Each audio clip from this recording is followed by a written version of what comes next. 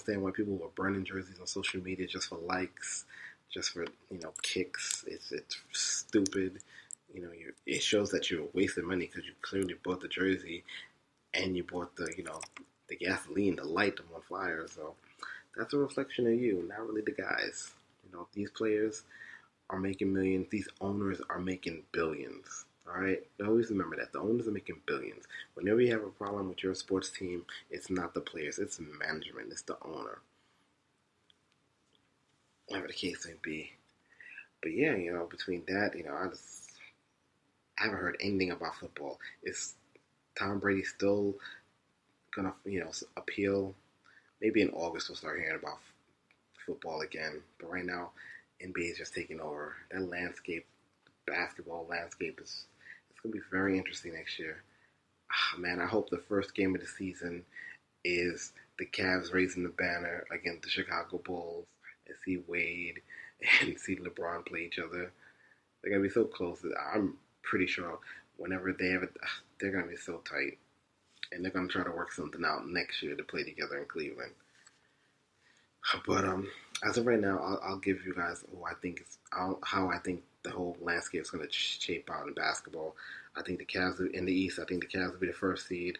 I think the Pacers will be 2, Boston 3, Knicks 4, Toronto 5, Atlanta 6, Detroit 7, 8. I'm gonna say Chicago, and that's how I see the East rounding out. In the West, of course, it'll be the NWO Warriors, the New World Order Warriors, the team that I will never play in NBA 2K ever. If I see someone taking that team, I'm running away. They'll be the number 1 seed.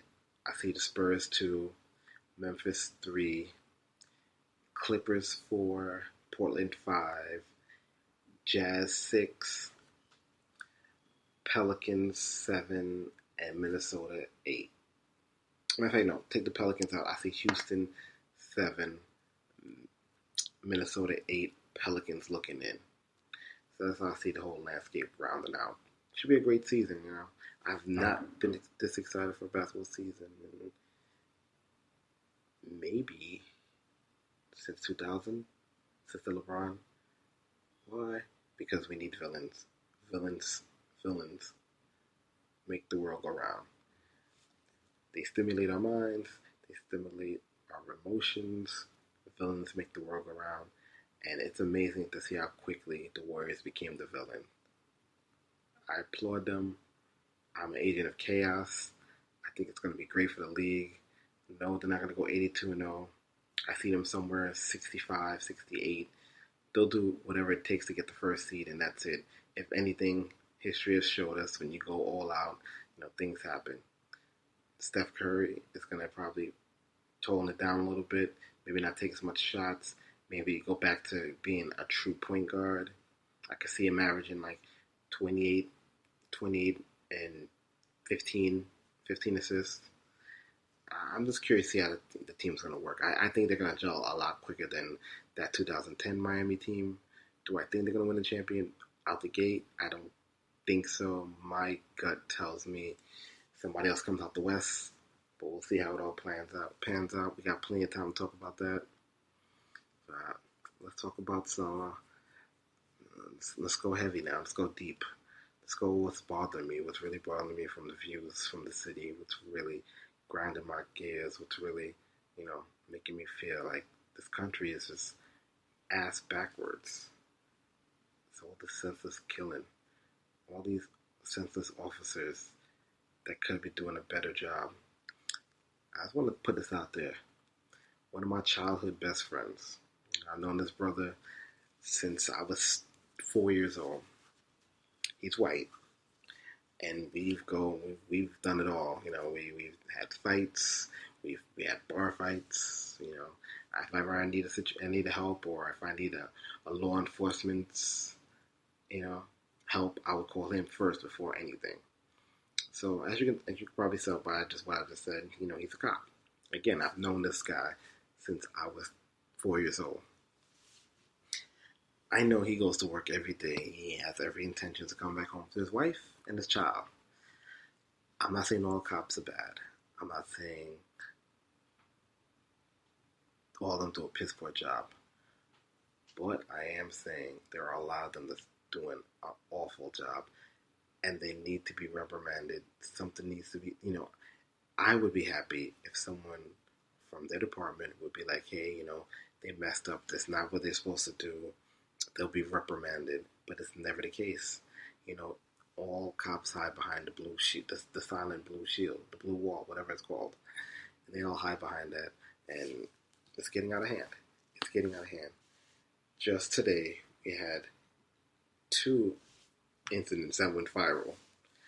One that happened a couple hours ago, where a young lady, her boyfriend was shot multiple times while he was reaching for his identification card after he let the officer know that he was holding a weapon. It happened in Minnesota, which is a state you can walk around with a concealed weapon as long as you have, all your paperwork in order.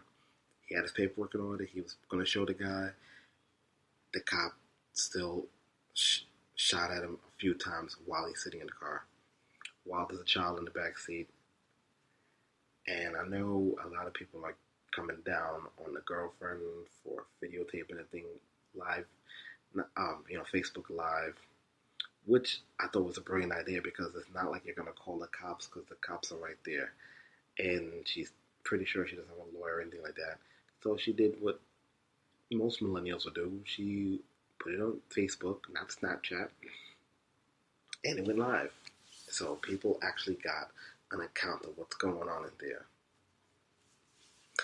And the officer still had the gun drawn at the guy's body while he's clearly bleeding out. There's no need to still point the gun all in his face. I don't understand these cops. Do they think like all black people are just like we're dangerous, we're animals, that we go around killing cops? Because I rarely hear anything about that.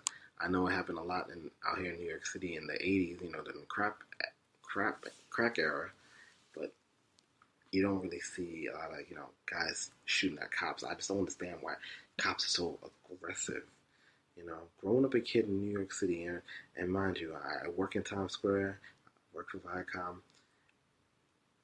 I'm in my 30s. It's a lot safer, a lot quieter now than it was when I used to, cut school or hang out in Times Square, smoking pot. And Times Square was, when New York was bankrupt, it was a piss poor city. And I remember officers, would stop you if they smelled weed or if you was drinking. They'll tell you, hey, put that shit out. And that's it. I remember one time I was speeding. I was doing like 90 and 45. They didn't pull me over and give me a ticket. The officer pulled up beside me, put his hand down, and just like a lower it down signal. And that was it. No problem, no harm, no foul. Now, all across the country, officers are extra aggressive, extra tense, extra paranoid. Like, nobody wants to disarm a situation. Everybody wants to let the situation escalate where it doesn't need to escalate. That's my whole problem.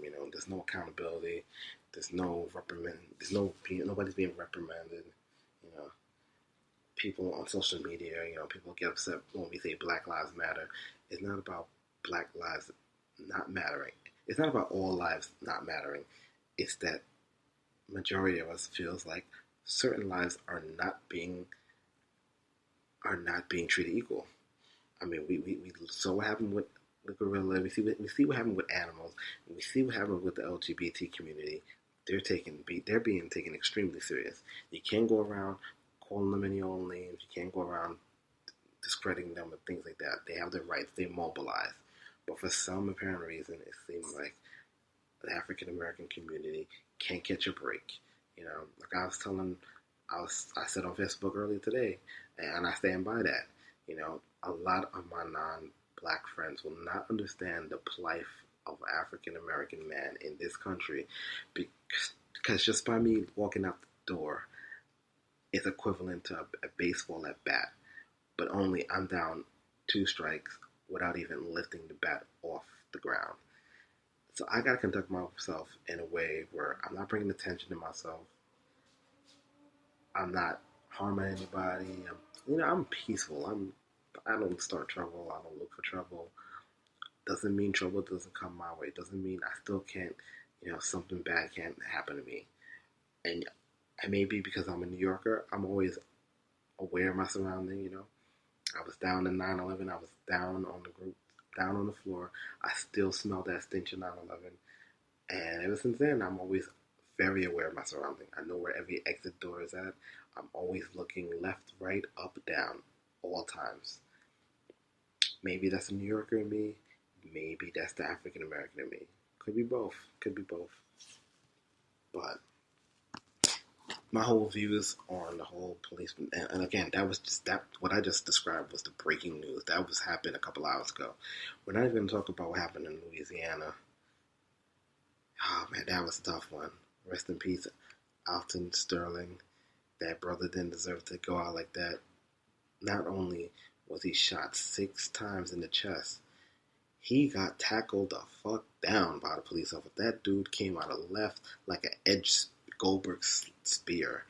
Took the brother down. The other officer held him down. One was on top of his chest, one was holding his hand down, and they still popped him 6 times. And it's sad. It's really sad. Yes, it's depressing, man. It's depressing for someone who's doesn't. I don't have any sons. I want to have sons, and to know that with Trayvon and Eric Gardner and now Alton, Sandra Blaine, and there's so many hashtags, man. As a community, we're tired of the hashtags. We're tired of it. There needs to be some kind of accountability. I don't expect our president, who's also African American, to be the one that leads the charge. It has to come from the police department. It has to come from the police department. Even if you're just a regular beat cop, you need to be out there on social media. You need to be out there to your congressman. You need to be out there to your boss. Be like, hey, I don't want no fucked up shit on my crew, on my team, on my watch. You need to deal with it because it's going to escalate. Every small things become big things, like I said earlier. And if you don't diffuse the situation now, it's only going to get worse. It's only going to get worse. God forbid it gets worse in this country. But this is the United States of America. We're supposed to be leaders. We're supposed to be on top of this shit. We're supposed to be on top of our shit. How are we in everybody else's business, but we don't address what's going on in our backyard? We don't address the homeless community. We don't address the issues with the LGBT, how they're being beat up and mistreated. We definitely don't deal with the African American issues. But again, we out here policing everybody and we in everybody's business, but we don't take care of home. This country loves guns. It is a very heavy gun culture. And these 2 brothers who just lost their life, they were licensed to have their guns. So what?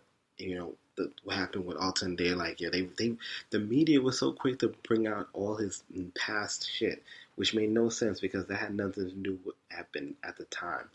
Even the store owner was like, yeah, I've known Alton for years.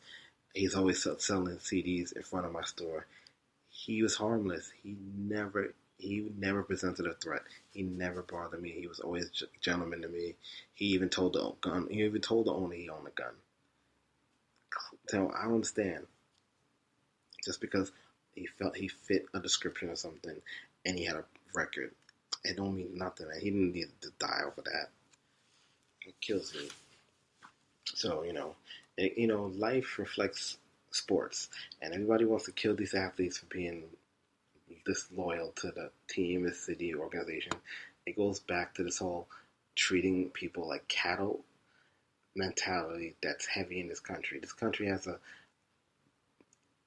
bad cattle ownership, new slave. They have a bad way to look at things. And between the gun culture and that, it's just going to keep getting worse until the pot boils over and something happens. I don't know what's going to happen. Something's happening. Something's brewing. If you smell what the Rock's cooking, something's brewing. So yeah, I don't feel bad for any athlete. Go get your money. Like I said, Melo and Kobe are looking better by the day for getting their